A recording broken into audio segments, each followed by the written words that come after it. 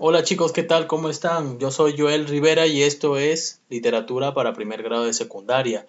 Hoy día vamos a ver un tema que ya habíamos tocado la semana pasada como una primera parte. Esta es la prosa y el verso. Esta es la parte 2 en la que vamos a hablar propiamente de la prosa como estructura de literatura normalmente utilizada en cuentos, fábulas, mitos, leyendas y novelas. La prosa, la prosa es una forma habitual de escribir, es más, es la más cotidiana de todas. O sea, tiene una estructura lineal, que quiere decir que va desde el inicio hasta el final del renglón. Utiliza ocupando todo el renglón, ¿ok? Los enunciados se disponen de forma continua. Ya vamos a ver un ejemplo para que lo puedan diferenciar del verso. El verso tiene una estructura vertical en la que parece que hubiera una sola columna, ¿no? Utilizada en toda la hoja. Ocupa tal vez sin medio, tal vez no toda la hoja y son oraciones muy cortas, ¿no? Que no continúan hasta el final del margen. No poseen un ritmo especial, es decir, que no como el verso, ¿no? Que tienen una rima y por lo tanto, pues, estas tienen un sentido musical. Las oraciones tampoco tienen el mismo número de sílabas, es decir, que no tiene una métrica como en el verso, que cuenta las sílabas para que todas encajen perfectamente, de manera que pueda sonar musical. Los enunciados se distribuyen en párrafos y no por oraciones cortas. Los enunciados son oraciones, normalmente cuentan algo, ¿no?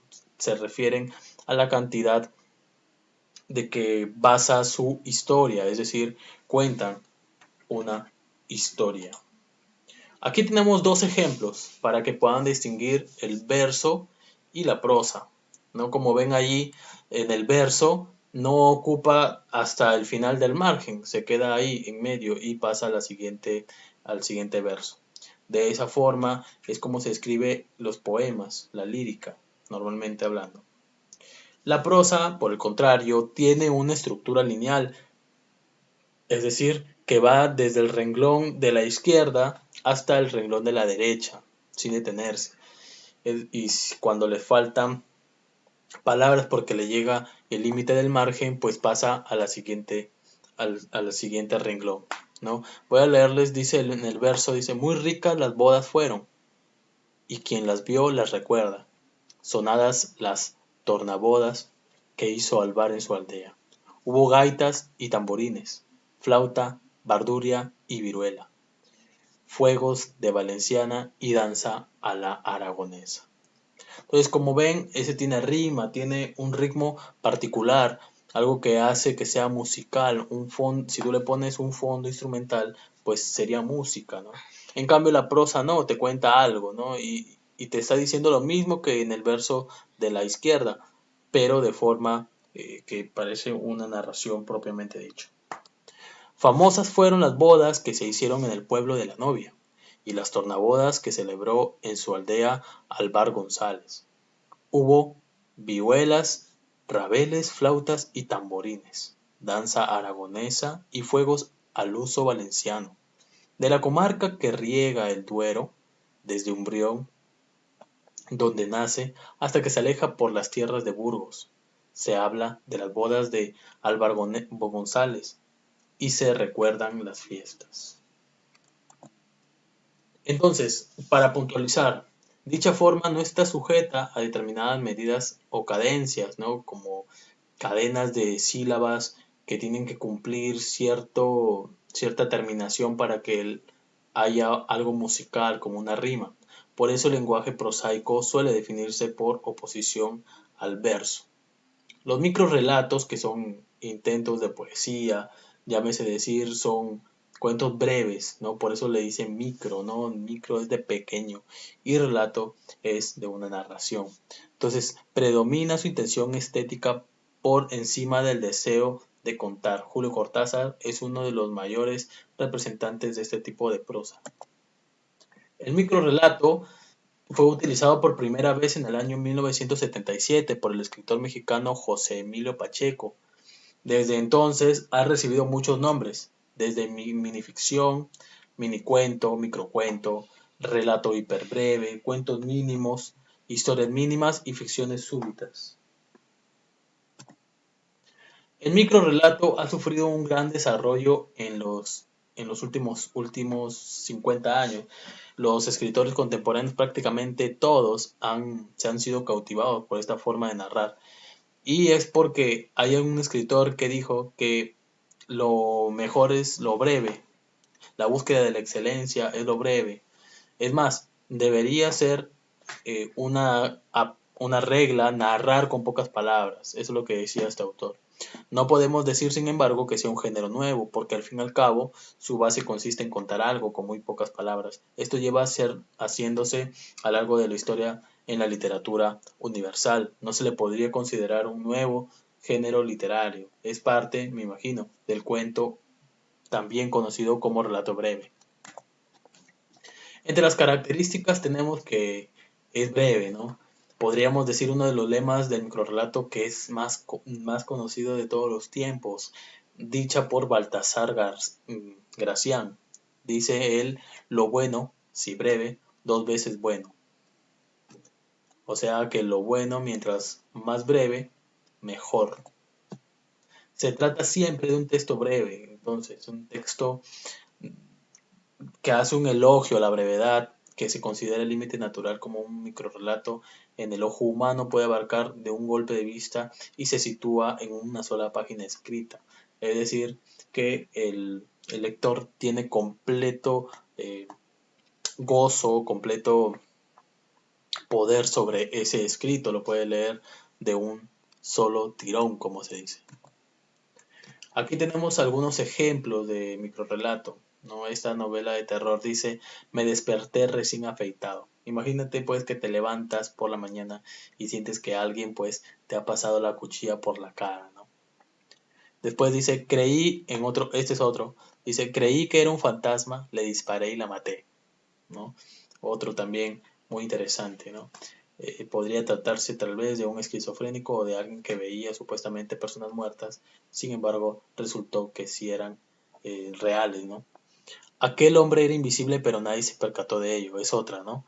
Eh, si él es el único que veía al hombre invisible es porque alguien sí se percató de ello, debería ser y no como él dice nadie, ¿no?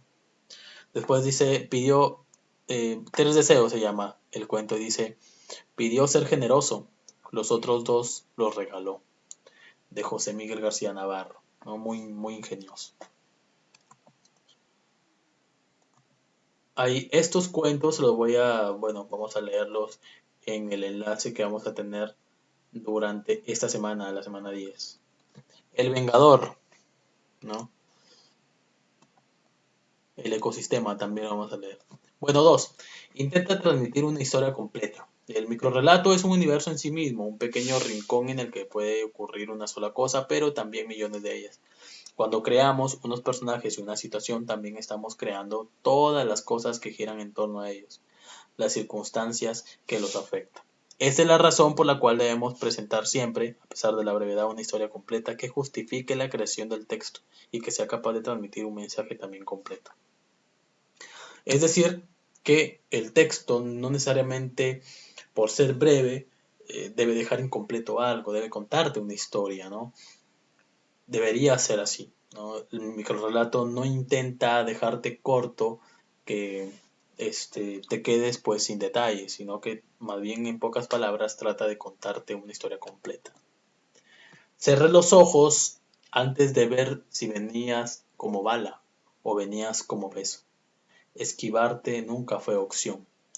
Juan Carlos Carreño. Muy interesante su cuento, sí. Esta es la triste historia entre una mujer de colores, un hombre daltónico y una cita a ciegas.